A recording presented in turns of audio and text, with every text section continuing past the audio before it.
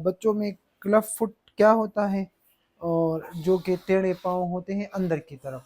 और इसके क्या नुकसान हैं और इसके इलाज को लेकर मतलब वालिदैन को किस तरह मुहतात होना चाहिए। तो क्लब फुट एक बाय बर्थ कंजेनिटल डिफॉर्मिटी है जिसको हम CTE भी कहते हैं, कंजेनिटल टेलेपस एंड इक्वाइन वेरस, जिसमें ये जो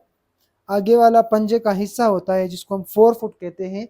ये अंदर की तरफ मुड़ा हुआ होता है,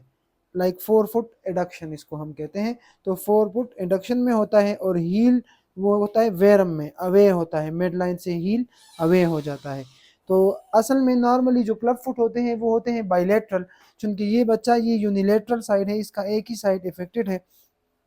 तो इसके तकरीबन सीरियल कास्टिंग हुए हैं, पलस्तर हुए हैं, फिर पलस्तरों के बाद इसकी टेनाटमी, पीछे जो एक सर्जरी होती है टेंडन की उसको टेनाटमी हम कहते हैं, ताकि जब सीरियल कास्टिंग होती है तो सीरियल कास्टिंग से सारी करेक्शन अचीव हो जाती है, बट जो इक्वाइनस होता है, ड्रॉप फुट होता है, वो थोड़ा सा सख्त होता है। तो फिर ये टेनाटमी की जाती है ताकि ये सख्त जो है ये नरम हो जाए, और आखिरी जो पलस्तर होता है वो 15 दिन का होता है।